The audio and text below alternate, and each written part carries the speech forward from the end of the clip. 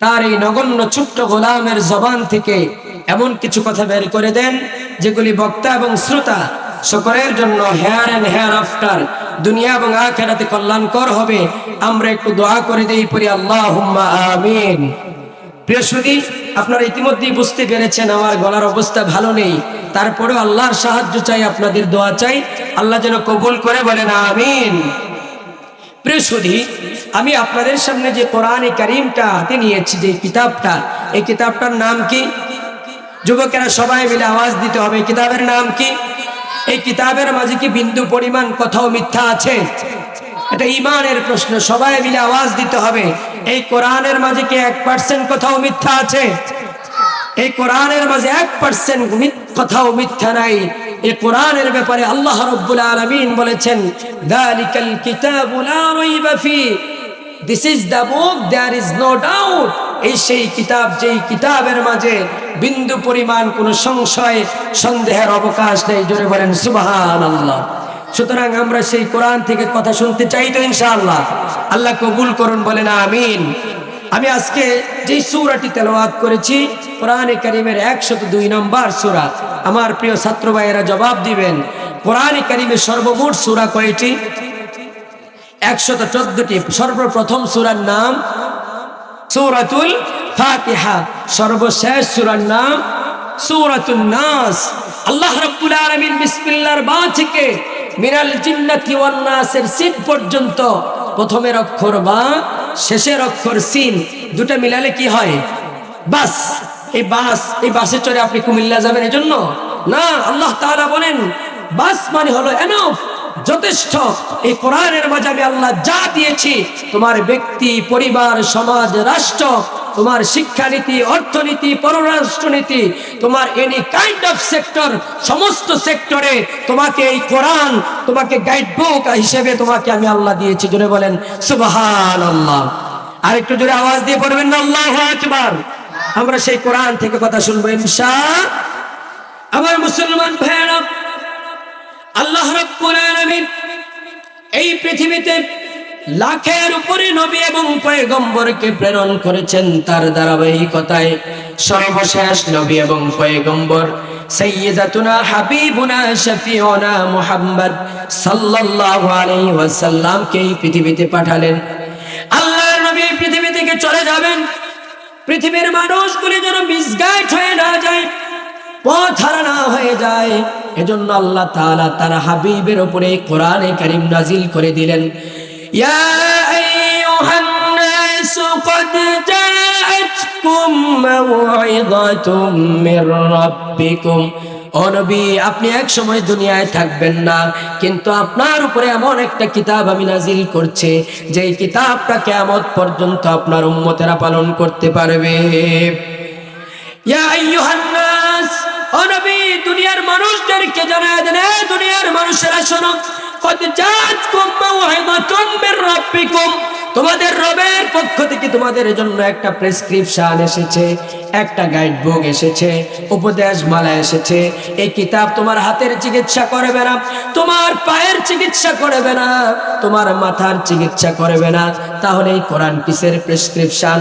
আল্লাহ বলেন ওয়া শিফাউল লিমা ফিস সুদূর, এই কোরআন তোমার অন্তরের চিকিৎসা করবে। জোরে বলেন সুবহানাল্লাহ। কারণ অন্তর যদি ভালো হয়ে যায় তার সমস্ত কাজ ভালো হয়ে যায়, কারো অন্তর যদি খারাপ হয়ে যায় তার সমস্ত কাজ খারাপ হয়ে যায়, ঠিক কিনা? এজন্য আমার মুসলমান ভাইরা, ওয়ানাজ্জালনা আলাইকাল কিতাবা তিবয়ানাল লিকুল্লি শাই, আল্লাহ বলেন এই কোরআনের মাঝে আমি কিছু বাদ দিই নাই, সব কিছু দিয়েছি। তোমার ফিজিক্স লাগবে, কেমিস্ট্রি লাগবে, biology, physics, chemistry, biology, geology, anatomy, astronomy, হাজারো বিদ্যা, হিউম্যান এমব্রয়লজির কথা, এগ্রিকালচারাল সায়েন্সের কথা, মেডিকেল সায়েন্সের কথা, হাজারো বিদ্যার কথা আমি আল্লাহ কোরআনে কারিমে দিয়েছি। আজকে যেই সূরা থেকে কথা হবে, আল্লাহ রাব্বুল আলামিন সম্পদের প্রাচুর্য নামে একটি সূরা দিয়ে দিলেন। ও দুনিয়ার মানুষেরা, তোমাদেরকে দুটি পথ আমি আল্লাহ বাতলে দিলাম, একটি হলো হিজবুল্লাহ, আরেকটি হচ্ছে হিজবুশ শাইতান। একটি হচ্ছে আল্লাহর পথ, আরেকটি হচ্ছে শয়তানের পথ, একটি পথ হচ্ছে জান্নাতের পথ, আরেকটি হচ্ছে জাহান্নামের পথ, একটা হচ্ছে হকের পথ, আরেকটা হচ্ছে বাতিলের পথ। এখন আমি আল্লাহ তাআলা কোরআন নাজিল করে দিলাম, লাখের উপরে পয়গম্বর পাঠালাম, তাদের মত পথ অনুযায়ী চললে আল্লাহর জান্নাতে যেতে পারবা, আর তাদেরকে যদি অনুসরণ না করো তোমাদের জন্য জাহান্নাম রেডি আছে, ঠিক কিনা? আমার মুসলমান ভাই, আল্লাহ রাব্বুল আলামিন কোরআনে কারীমে বলেন, আল্লাহাকুমুত তাকাসুর হাত্তা যুরতুমুল মাকাবির। সম্পদের প্রাচুর্য, সম্পদের প্রাচুর্যের মোহ তোমাদেরকে আল্লাহ ভুলিয়ে দিয়েছে, আখিরাত ভুলিয়ে দিয়েছে, নবী ভুলিয়ে দিয়েছে। তোমরা দুনিয়া পেয়ে এমন অবস্থা তোমাদের হয়ে গিয়েছে, আখিরাতকে বেমালুম তোমরা ভুলে গিয়েছো, ঠিক কিনা? আল্লাহ বলেন, আল্লাহাকুমুত তাকাসুর হাত্তা যুরতুমুল মাকাবির। তোমরা আখিরাতকে ভুলে গিয়েছো সম্পদের প্রাচুর্য পেয়ে, ততক্ষণ পর্যন্ত থামবে না, হাত্তা যুরতুমুল মাকাবির, যতক্ষণ পর্যন্ত না বান্দা কবরে পৌঁছাবে ততক্ষণ তোমাদের সম্পদের প্রাচুর্যের মোহ শেষ হবে না, ঠিক কিনা? প্রিয় ভাইয়েরা আমার, এই আয়াতে কারিমা, এই সূরাটি আল্লাহ তাআলা কেন নাজিল করেছেন, এটার হিস্টোরিক্যাল ব্যাকগ্রাউন্ড কি ছিল? সাহাবায়ে কেরামদের মাঝে দুটি দল হয়ে গেল, একটু বনু হারিসা আর একটি বনু হারিস গোত্র। তাদের মাঝে প্রতিযোগিতা লাগতে লাগলো যে আমাদের সম্পদ বেশি, আমাদের উটের সংখ্যা বেশি, আমাদের মেষ বেশি, আমাদের বকরি বেশি, আমাদের সম্পদ বেশি। নাযালাত ফি কাবিলাইতাইনি মিন কাবাইলিল আনসার ওয়া বানিল হারিস ওয়া ফিল বানিল হারিস। বনি হারিসা এবং বনি হারিস, এই দুটি গোত্রের মাঝে প্রতিযোগিতা লাগলো যে আমাদের সম্পদ বেশি। আল্লাহ রাব্বুল আলামিন তাদেরকে শিক্ষা দেওয়ার মধ্য দিয়ে কিয়ামত তক সমস্ত মানুষদেরকে এই সূরা নাজিল করে সম্পদের ওই প্রাচুর্যের মোহে না পড়ে আখিরাত মুখী হওয়ার জন্য আল্লাহ উপদেশ দিয়েছেন। জোরে বলেন সুবহানাল্লাহ। এই সূরার একটি ফজিলত হলো, নবী করিম সাল্লাল্লাহু আলাইহি ওয়া আলিহি ওয়াসাল্লাম তিনি সাহাবায়ে কেরামদেরকে লক্ষ্য করে বললেন, ও আমার সাহাবীরা, কে আছো এমন মাইয়াস্তাতিউ আইয়াকরা আলফ আয়া, কে আছো প্রতিদিন রাত্রিবেলা ঘুমোতে যাওয়ার আগে 1000 আয়াত কারিমা তেলাওয়াত করে ঘুমাইতে যেতে পারবা? হাত তুলো দেখি। কেউ আর হাত তোলে না। সাহাবায়ে কেরাম যখন নিশ্চুপ হয়ে আছেন, নবীজি বললেন, আমার সাহাবীরা শোনো, কেউ যদি সূরাতুত তাকাসুর কোরআনে কারীমের 102 নম্বর সূরাটি তেলাওয়াত করে, সেজন্য 8টি আয়াত কারিমা তেলাওয়াত করার মধ্য দিয়ে 1000 আয়াত তেলাওয়াত করার সওয়াব তার আমলনামায় যোগ করে নিল। সুবহানাল্লাহ পড়বেন না? এজন্য এই সূরাটি বেশি বেশি পড়ব তো ইনশাআল্লাহ। আমাদের অনেকেরই এটা মুখস্থ আছে। আল্লাহ রাব্বুল আলামিন বলেন, আল্লাহাকুমুত তাকাসুর, সম্পদের প্রাচুর্য, এর মোহ তোমাদেরকে আখিরাত ভুলিয়ে দিয়েছে, আল্লাহ ভুলিয়ে দিয়েছে। কারণ আমরা মানুষ, আমাদের মানুষদের চাহিদার শেষ নাই, ঠিক কিনা? হিউম্যান ডিমান্ডস আর আনলিমিটেড। মানুষের চাহিদার কোনো শেষ নাই।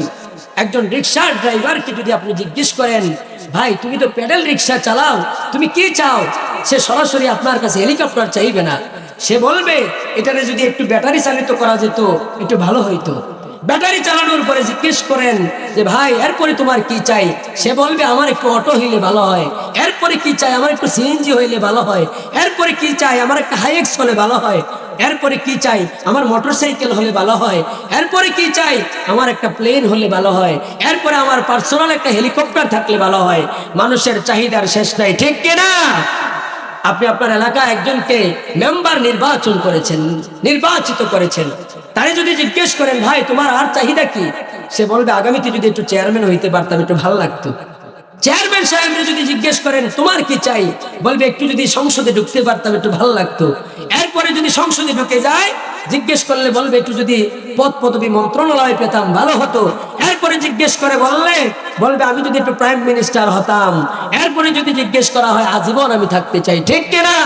এজন্য হিউম্যান ডিমান্ডস আর আনলিমিটেড। মানুষের চাহিদার কোনো শেষ নাই। নবী করিম সাল্লাল্লাহু আলাইহি ওয়াসাল্লাম বলেছেন, বনি আদম তার একটি তাবিয়ত হলো, স্বভাব হলো, লাউ আন্না লিইবনি আদম ওয়াদিয়ান মিন যাহাবিন আহাব্বা ইয়াকুনা লাহু ওয়াদিয়ান।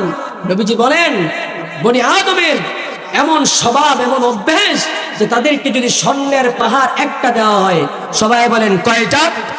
বনি আদমকে যদি একটা স্বর্ণের পাহাড় দেওয়া হয়, ওই বনি আদম 2টা স্বর্ণের পাহাড়ের জন্য আকাঙ্ক্ষা করবে। যতক্ষণ পর্যন্ত না বনি আদম কবরে পৌঁছাবে, তার চাহিদার শেষ হবে না, ঠিক কিনা? আমি আপনাদের কাছে জানতে চাই, আপনারা সচেতন মানুষ, কারো জিন্দিগিতে হায়াতের বেলায় যদি স্বর্ণের একটা পাহাড় পায়, তার 14 গোষ্ঠী শেষ হয়ে যাবে, স্বর্ণের পাহাড় শেষ হবে ভাই? এরপরও মানুষ চাইবে কেন? ওই যে বনি আদমের খাসলাত, বনি আদমের তাবিয়ত। এজন্যই বলা হয়েছে মানুষের চাহিদার কোনো শেষ নাই। অধিকাংশ মানুষ, আমাদের মন মানসিকতা এমন যে আমরা ফকিরি মনোভাব। এটা আমার কেমন কথা? এটা আমার কথা নয়, আল্লাহ তাআলা কোরআনে কারিমে বলেছেন, ইয়া আইয়ুহান নাস আনতুমুল ফুকারাউ ইলাল্লাহ ওয়াল্লাহু গনিয়্যুন হামিদ। এই পৃথিবীর সমস্ত মানুষগুলি হচ্ছে ফকির, এই পৃথিবীর সমস্ত মানুষগুলি হচ্ছে সায়েল, আর একমাত্র কেবলমাত্র ধনী যিনি, তিনি কে? আমাদের মানুষদের চাহিদার কোনো শেষ নাই। আমাদের বাড়ি আছে তো গাড়ি রাখবে, গাড়ি আছে তো নারী চাই, নারী আছে, টাকা চাই, টাকা আছে, পয়সা চাই, পয়সা আছে তো ওইটা চাই, এটা চাই, ওইটা চাই, ঠিক কিনা? এজন্য আল্লাহ রাব্বুল আলামিন বলেছেন, আল্লাহকুমুত তাকাসুর, এই সম্পদের প্রাচুর্য, দুনিয়া দুনিয়া করে আল্লাহ রাব্বুল আলামিনকে বেমানুম তোমরা ভুলে গিয়েছো। ও বান্দা, হাত্তা যুরতুমুল মাকাবির, যতক্ষণ না কবরে পৌঁছাবে তোমাদের চাহিদার শেষ হবে না, ঠিক কিনা?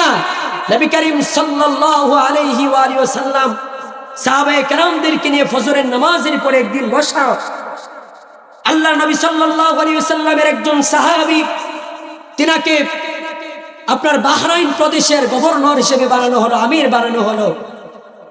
আবু উবাইদা ইবনে জাররাহ রাদিয়াল্লাহু তাআলা আনহুকে পাঠানো হলো সেখান থেকে কর, জিজিয়া এগুলি আনয়ন করার জন্য।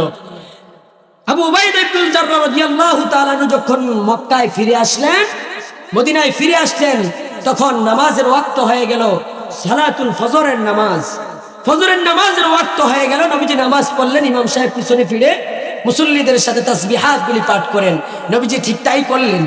নবী করিম সাল্লাল্লাহু আলাইহি ওয়াসাল্লাম আনসারী সাহাবীদেরকে দেখতে পেলেন, মুস্কি হাসি দিলেন, বললেন, সাহাবীরা, আবু উবাইদা ইবনুল জাররাহ সেই জায়গা থেকে সম্পদ নিয়ে এসেছে, এজন্য তোমরা খুশি হয়েছ, আমিও খুশি হয়েছি। আবশিরু, তোমাদের জন্য সুসংবাদ। তবে একটা কথা কি জানো সাহাবীরা, আমি আশঙ্কা করছি যে তোমরা দরিদ্র হয়ে যাবে, এজন্য আমি কোনো আশঙ্কা করছি না, বরং আশঙ্কা করছি যে তানাফাসুহা কামা তানাফাসুহা, তোমাদের পূর্বের জাতিদেরকে আল্লাহ অসংখ্য অগণিত সম্পদ দিয়েছে, অঢেল সম্পদ দিয়েছে। সেই সম্পদ পেয়ে তারা কি হয়েছে জানো? ফাতুহলিকুহুম কামা আলহাতাকুম, তারা সেই সম্পদ পায় ধ্বংস হয়ে গিয়েছে, আল্লাহকে বেমালুম বলে গিয়েছে, ঠিক কিনা?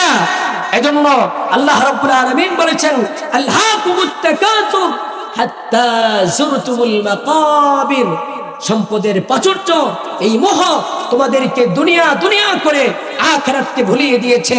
হাত্তা যুরতুমুল মাকাবির, যতক্ষণ না কবরে পৌঁছাবে তোমাদের চাহিদা শেষ হবে না, ঠিক কিনা? অথচ বনি আদমের সম্পদ হচ্ছে 3টা। কয়টা? যুবকেরা একটু হাতটা উঠায় বলেন, একটু যুবকেরা হাতটা উঠান। জি, বনি আদমের সম্পদ কয়টা? হাত নামান। বনি আদমের সম্পদ হচ্ছে 3টা। ইয়াকুল ইবনে আদম, বনি আদম সব সময় বলে, মালি মালি, আমার বাড়ি, আমার গাড়ি, আমার নারী, আমার সম্পদ, আমার চেয়ার, আমার প্রভাব প্রতিপত্তি, আমার প্রপার্টিজ, আমার পাওয়ার, আমার বলে বনি আদম তার জীবনকে শেষ করে দিতে চায়। অথচ আল্লাহ বলেন, ওয়াহাল্লাকা ইয়া ইবনে আদম মিন মালিক, কোথায় তোমাদের সম্পদ? কোনটা তোমাদের সম্পদ? তোমাদের সম্পদ তো কেবলমাত্র 3টা। কয়টা? মা আকালতা ফাআফনাইতা, যা তুমি সকালবেলা খেয়েছো, সন্ধ্যাবেলায় আবার কয়েক ঘন্টা ব্যবধানে পিছনের রাস্তা দিয়ে বের হয়ে গিয়েছে, 1 নম্বর সম্পদ হচ্ছে সেটা, যা তুমি খেয়েছো। 2 নম্বর সম্পদ হচ্ছে আউ লাবিস্তা ফাআবলাইতা, বান্দা তুমি যে জামাটা পরিধান করেছো, কাপড় পরিধান করেছো, ওই কাপড়টা ছোট হয়ে গিয়েছে, ওইটা ময়লা হয়ে গিয়েছে, ছিঁড়ে গিয়েছে, ফেলে দিয়েছো, এটাই তোমার 2য় সম্পদ। তোমার 3য় সম্পদ হচ্ছে আও তাসাদ্দাকতা ফাআমদাইতা, ও বান্দা তুমি যা দান করলে সেটাই তোমার 3য় সম্পদ। আমি আপনাদের কাছে জানতে চাই, এই যে 3টা সম্পদ বনি আদমের, এই তিনটা সম্পদের মাঝে দুইটা সম্পদ তো সাথে সাথে শেষ হয়ে যায়, ঠিক কিনা? কয়টা সম্পদ থেকে যায়? একটা সম্পদ থেকে যায়। যা তুমি দান সদকা করলে, সদকায়ে জারিয়া করে গেলে, সেগুলি কবর পর্যন্ত পৌঁছাতে থাকবে। ও বান্দা, তোমার এই তিনটি সম্পদের বাইরে আর কোনো সম্পদ তোমার নাই। তুমি কেন বলো মালি মালি, আমার বাড়ি, আমার গাড়ি, আমার সম্পদ, আমার পদ পদবি, আমার ডেজিগনেশন, এগুলো কিচ্ছু নয়। কেবলমাত্র একমাত্র রাজাদিরাজ যিনি, তিনি কে? এজন্য আল্লাহ রাব্বুল আলামিন বলেন, আল্লাহাকুমুত তাকাসুর হাত্তা যুরতুমুল মাকাবির। ও বান্দা, সম্পদের প্রাচুর্য পেয়ে দুনিয়া পেয়ে তোমরা আখিরাতকে ভুলে গেলে, আল্লাহ ভুলে গেলে। হাত্তা যুরতুমুল মাকাবির, ততক্ষণ তোমাদের চাহিদা শেষ হবে না, তোমাদের চাওয়া পাওয়া শেষ হবে না, যতক্ষণ পর্যন্ত না কবরে পৌঁছাবে। প্রিয় ভাইয়েরা আমার, কবরে যাওয়ার জন্য মৃত্যুর দরকার আছে না নাই? মৃত্যু ছাড়া কেউ কবরে যায়? আমার মুসলমান ভাইয়েরা, মৃত্যু এমন এক নিষ্ঠুর বাস্তবতা, মৃত্যু এমন এক নিষ্ঠুর বাস্তবতা। আল্লাহ বলেন, কুল্লু নাফসিন যায়িকাতুল মাউত, প্রতিটা প্রাণী মৃত্যুর স্বাদ গ্রহণ করবে। সুম্মা ইলাইনা তুরজাউন, আল্লাহ বলেন, এরপরে তোমাদেরকে আবার আমি আল্লাহর দিকে ফিরে আসতে হবে। মুসলমান ভাইয়েরা আমার, আল্লাহ যদি বলতেন কুল্লু নাফসিন যায়িকাতুল মাউত, প্রতিটা প্রাণী মৃত্যুর স্বাদ গ্রহণ করবে, আপনি দুনিয়া খাও দাও ফুর্তি করো, দুনিয়াটা মস্ত বড়, যা ইচ্ছা আপনি তাই করতে পারতেন। কিন্তু আল্লাহ রাব্বুল আলামিন এর পরের অংশে বলেন, সুম্মা ইলাইনা তুরজাউন, ও গোলাম, তোমাকে আমি আল্লাহর দিকেই ফিরে আসতে হবে। এটাই সবচেয়ে ভয়ঙ্কর কথা, ঠিক কিনা? বান্দা, যা ইচ্ছা তুমি তা করো। ঘুড়ির রশি আমার কাছে রেখে দিলাম, ঘুড়িটা আকাশে উড়িয়ে দিলাম। সকালবেলা ঘুড়ি যখন আকাশে উড়ে গেল, ঘুড়ি হেলে তুলে আর বলে, বিশাল আকাশ পেয়েছি, আমার মতো আর কেউ নাই, আমার চেয়েতে বড় আর কেউ নাই, আমার মতো স্বাধীনতা আর কেউ নাই, সুতরাং আমাকে আর কে আটকায়, আমি কত উঁচুতে চলে এসেছি। কিন্তু বিকাল বেলায় মালিক বলে, আমার হাতে তোমার ওই রশির কলকাঠি আমার হাতে। বান্দা, আমি যখন আবার ডান দিব, তখন ঘুড়ি তোমার আর হেলে দুলে ওই বিশাল আকাশের মাঝে চলতে পারবে না। আল্লাহ বলেন, দুনিয়ায় তোমাদেরকে পাঠালাম, সুম্মা ইলাইনা তুরজাউন, আবার তোমাদেরকে আমি আল্লাহর দিকে ফিরে আসতে হবে, ঠিক কিনা? মৃত্যু এমন এক বাস্তবতার নাম যা আপনার হাতের নড়াচড়া বন্ধ করে দিবে। মৃত্যু এমনই এক বাস্তবতার নাম যা আপনার চোখের চাহনি বন্ধ করে দিবে। মৃত্যু এমনই এক বাস্তবতার নাম যা আপনার পায়ের চলনকে বন্ধ করে দিবে। মৃত্যু এমনই এক বাস্তবতার নাম যা আপনার দলিলের পর্চা থেকে আপনার নামটা কেটে দিয়ে ওই ওয়ারিসদের নামে করে দিবে। মৃত্যু এমনই এক বাস্তবতার নাম যা আপনার ব্যাংকের অ্যাকাউন্ট থেকে আপনার নামটা কেটে দিয়ে নমিনির নামে করে দিবে। মৃত্যু এমনই এক বাস্তবতার নাম যা আপনার সমস্ত পরিকল্পনাকে মুহূর্তের মাঝে ধূলিসাৎ করে দিবে, ঠিক কিনা? আমার মুসলমান ভাইয়েরা, এজন্য আল্লাহ রাব্বুল আলামিন বলছেন, গোলাম, তোমাদেরকে কত বছর জিন্দেগি দান করলাম, সে অডেন, সেই সহস্র সহস্র আনলিমিটেড টাইম আখিরাতে পড়ে আছে। সেই আখিরাতের জন্য কি পুঁজি তোমরা গ্রহণ করলে? আমার মুসলমান ভাইয়েরা, দুনিয়াটা হলো সুমিষ্ট মধুর মতো। নবী করিম সাল্লাল্লাহু আলাইহি ওয়াসাল্লাম বলেছেন, ইন্নাদ দুনিয়া হুলওয়াতুন খাদিরা। নবীজি বলেছেন যে দুনিয়া হচ্ছে মধুর মতো। আজকে বাড়ি যাওয়ার পথে একটু মধু নিয়ে যাবেন, কিংবা যাদের বাসা বাড়িতে মধু আছে আপনারা সেটাকে একটু ফ্লোরে ফেলে দিবেন, দেখবেন সকালবেলা উঠে সেই মধু আর নাই, ঠিক কিনা? দেখবেন কিছু পিপিলিকা আছে, একদল পিপিলিকা, যারা সাইড দিয়ে মধুটা খেয়ে আবার তার গন্তব্যে চলে যায়। আরেক দল পিপিলিকা আছে যারা তাদের দুইটা পা ওই মধুর মাঝে দিয়ে চারটা পা বাহিরে রেখে মধু খেয়ে তার গন্তব্যে চলে যায়। আরেক দল পিপিলিকা আছে লোভী, যারা তাদের 6টা পা ওই মধুর মাঝে দিয়ে মধুর মাঝে নিমজ্জিত হয়ে যায়, আর বের হতে পারে না, ঠিক কিনা?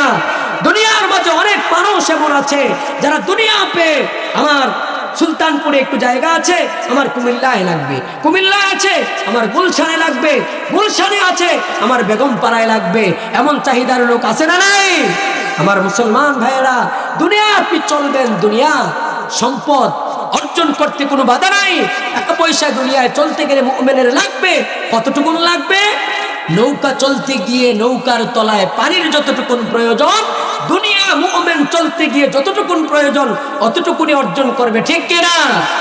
প্রিয় ভাইয়েরা, নৌকার তলার পানিটা যদি নৌকার মাঝে প্রবেশ করে ফেলে তাহলে সেই নৌকা দিয়ে আপনি গন্তব্যে পৌঁছাতে পারবেন না। দুনিয়ায় আপনি সম্পদ অর্জন করুন, তাতে কোনো বাধা নাই, কিন্তু যখনই আপনি দুনিয়ার মাঝে নিমজ্জিত হয়ে যাবেন, আখিরাতকে বেমালুম ভুলে যাবেন, তখনই আপনার জন্য বিপদ, ঠিক কিনা? فمن زحزح عن النار وأدخل الجنة فقد فاز। আল্লাহ বলেন, যাদেরকে জাহান্নাম থেকে বাঁচিয়ে জান্নাতে প্রবেশ করিয়ে দিলাম ওই ব্যক্তিটাই কেবলমাত্র সফল, ঠিক কিনা? আমরা সফলতার মানদণ্ড মনে করি সমাজের মাঝে কার টাকা আছে, কার পদ পদবী আছে, কার বাড়ি গাড়ি আছে, এটার মানদণ্ডে আমরা তাকে সম্মান করি, কথা বলেন ঠিক কিনা?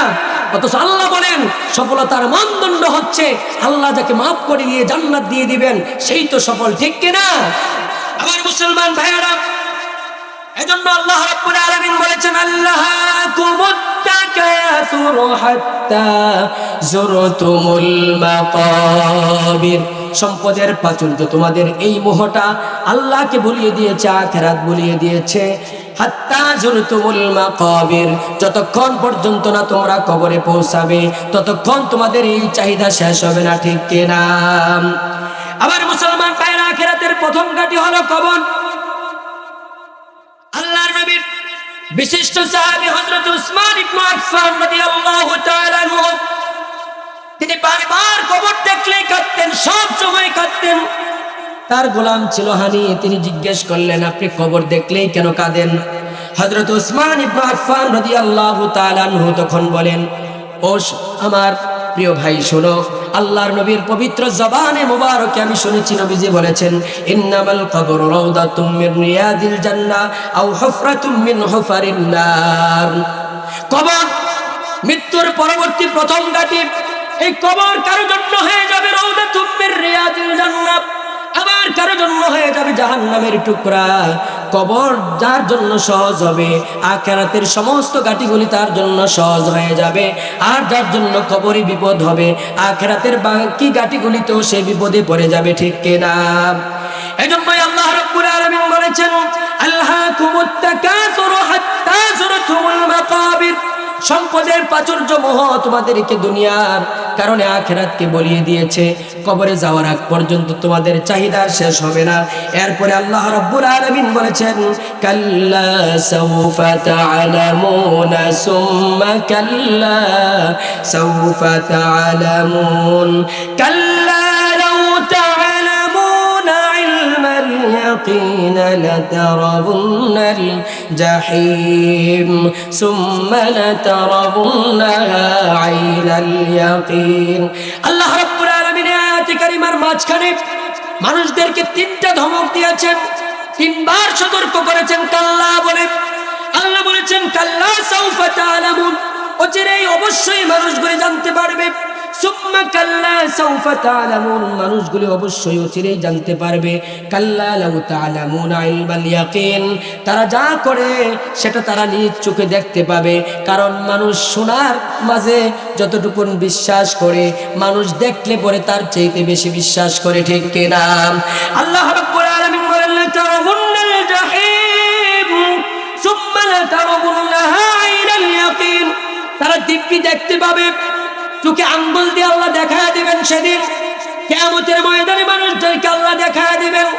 আম্মা জান আয়েশা সিদ্দিকা হুমায়রা রাদিয়াল্লাহু তাআলা আনহা, তিনি আমাদের মা, নবীদের বিবিরা উম্মতের মা হন, উম্মাহাতুল মুমিনিন, জ্ঞান তাপসীন উম্মে আব্দুল্লাহ হযরতে আম্মা জান আয়েশা সিদ্দিকা হুমায়রা রাদিয়াল্লাহু তাআলা আনহা বলেন, ও দুনিয়ার মানুষ, আখিরাতটা কত কঠিন হবে জানো নাকি? কিয়ামতের ময়দানটা কত কঠিন এবং জটিল হয়ে যাবে।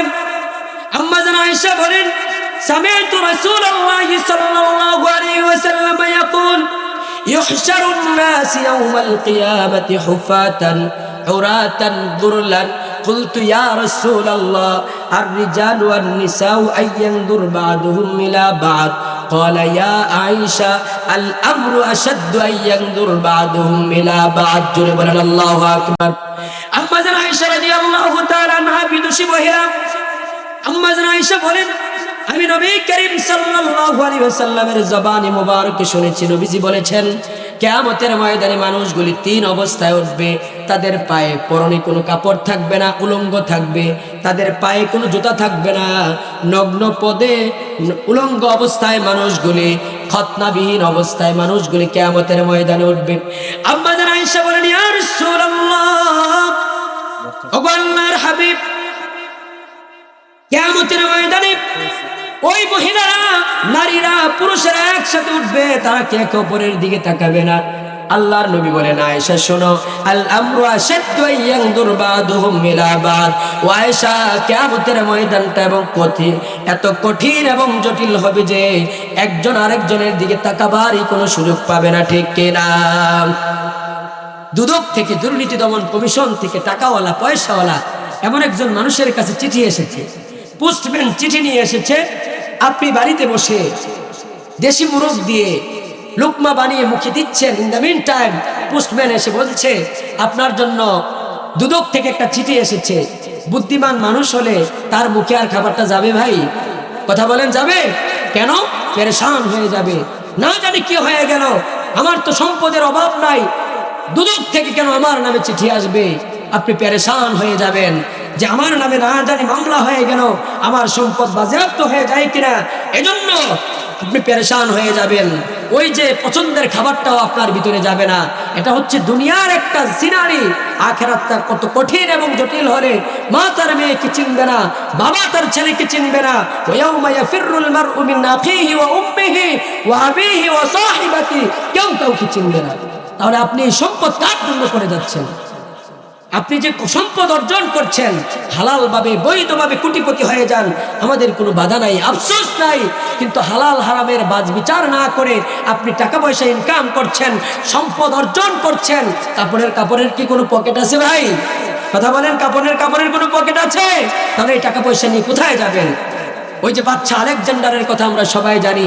তিনি যখন মৃত্যু শয্যায় শায়িত হয়ে গেলেন, তিনি তার সেনাবাহিনীকে ডেকে তিনটা ওসিয়ত করেছিলেন, আমি যখন মরে যাব আমার হাত দুটো তোমরা বাহিরে রাখবে, যেই পথ দিয়ে গুরুস্থানে নিয়ে যাবে সেই পথের মাঝে আমার সেই গোডাউনের সমস্ত হীরা জহরতগুলি বিছিয়ে দিবে, আর আমাকে যেই ডাক্তাররা চিকিৎসা করেছে তারা যেন আমার কফিনকে বহন করে নিয়ে যায়। কেউ সাহস করে জিজ্ঞেস করতে পারে না কেন তিনি এই উপদেশ দিলেন, নসিহত করলেন। সর্বশেষ একজন সেনাপতি বললেন যে স্যার, আমরা বুঝতে পারি নাই কেন এই উপদেশগুলি দিলেন। তিনি বললেন, আমি অসুস্থ হওয়ার পরে আমার চিকিৎসা করেছে ডাক্তাররা, কিন্তু আমি তো একটা সময় মৃত্যুবরণই করব। ডাক্তাররা যে আল্লাহর রহমত ছাড়া আমাকে বাঁচাতে পারে না, এই জন্য ডাক্তার দিয়ে আমি কফিন বহন করিয়ে দুনিয়ার মানুষদের চোখে আঙ্গুল দিয়ে বুঝিয়ে দিতে চাই, আল্লাহ ছাড়া কেউ রোগ মুক্তি দিতে পারে না, ঠিক কিনা? আর সম্পদগুলি ওই রাস্তার মাঝে বিছিয়ে দিবে। এই জন্য যে সম্পদ অর্জনের জন্য আমি আমার জীবনটাকে ব্যয় করে দিলাম, হালাল হারামের বাদ বিচার করি নাই, নামাজ কালাম করি নাই, ওলামাই কেরামদের সাথে ভালো সম্পর্ক রাখি নাই, মসজিদ মাদ্রাসার সাথে ভালো সম্পর্ক রাখি নাই, দুনিয়া করে আমি আমার জীবনটাকে অতিবাহিত করে দিলাম। এই জন্য আমার এই সম্পদ যে আমার কোনো কাজে আসে নাই, এটা মানুষের চোখে আঙ্গুল দিয়ে আমি দেখিয়ে দিতে চাই। আপনার হাত দুটো বের করে রাখতে কেন বলেছেন? এর কারণ হলো আজকে আমি দুনিয়ায় যখন এসেছি খালি হাতে, আবার দুনিয়া থেকে চলেও যাচ্ছি খালি হাতে, আমি কোনো সম্পদ কোনো কিছুই নিয়ে যেতে পারি না। এজন্যই তো আল্লাহ রাব্বুল আলামিনের হাবিব বলেছেন, বান্দা যখন দুনিয়া থেকে চলে যায় তখন তার তিনটি জিনিস সাথে থাকে। একটি হচ্ছে পরিবার, 2 নম্বর হচ্ছে সম্পদ, 3 নম্বর হচ্ছে আমল। এই দুইটি জিনিস আবার ফিরে আসে, পরিবার ফিরে আসে, সম্পদ ফিরে আসে, কিন্তু আমলগুলি কবরে থাকে, ঠিক কিনা? এজন্য প্রিয় ভাই, আল্লাহ রাব্বুল আলামিন বলেছেন যে কাল্লা লাউ তা'লামুনা ইলমাল ইয়াকিন লাতারাউন্নাল জাহিম সুম্মা লাতারাউন্নাহা আইনাল ইয়াকিন। সেদিন মানুষগুলি তাদের দিব্যি দেখতে পাবে যে হারে দুনিয়ায় 60, 70, 100 বছরের জিন্দেগি পেয়েছিলাম, কেন আমি এত পাওয়ারের জন্য আমার জীবনটাকে শেষ করে দিলাম? সম্পদের জন্য, কাদের জন্য, কিসের জন্য করলাম? কিছুই তো আমার সাথে আসলো না। এজন্য মানুষগুলি সেদিন আফসোস করবে। সেদিন আফসোস করলে ফিরে আসার কোনো সুযোগ আছে? এজন্য আল্লাহ রাব্বুল আলামিনের দরবারে আমরা তৌফিক কামনা করি, আল্লাহ যেন আমাদেরকে তার নির্দেশিত পন্থায় চলার তৌফিক দান করে, বলেন আমিন। এরপরে আয়াত আল্লাহ বলেন, সুম্মা লাতুসআলুন্না ইয়াউমাইযিন আনিন নাঈম। বান্দা তোমাকে অসংখ্য অগণিত নিয়ামত রাজি আমি আল্লাহ দিয়েছি, সেই নিয়ামত রাজি আমি আল্লাহ রাব্বুল আলামিন তোমাদেরকে দিয়ে দিয়েছি, সেই নিয়ামত রাজির প্রশংসা করতে থাকো। সেদিন তোমাদেরকে এই নিয়ামতের ব্যাপারে জিজ্ঞাসা করা হবে। সেই নিয়ামতের ব্যাপারে জিজ্ঞেস করলে জবাব দেওয়া যাবে ভাই? সর্বশেষ 2-1 মিনিট একটু বলতে চাই, বাচ্চা যখন পৃথিবীতে জন্মগ্রহণ করে তখন তার মাথার মাঝে চুল থাকে কি থাকে না? সবাই বলেন, চুল থাকে? থাকে। বাচ্চা যখন জন্মগ্রহণ করে তার মাথার ওরে পাও এই লাঠিটা তুমি তার হাতে তুলে দিও। কিছুদিন পরে আবার আসছে, বলছে লাঠি যে হাতে কাউরে দিলা না। কয় স্যার এর চাইতে বোকা মানুষ আমি খুঁজে পাই না। আবার কিছুদিন পরে আসছে, আসার পরে বলতেছে বেটা এখনো যে লাঠি কাউরে দাও নাই, তোমার চাইতে বোকা মানুষ বুঝি খুঁজে দুনিয়ায় কোথাও পাও নাই?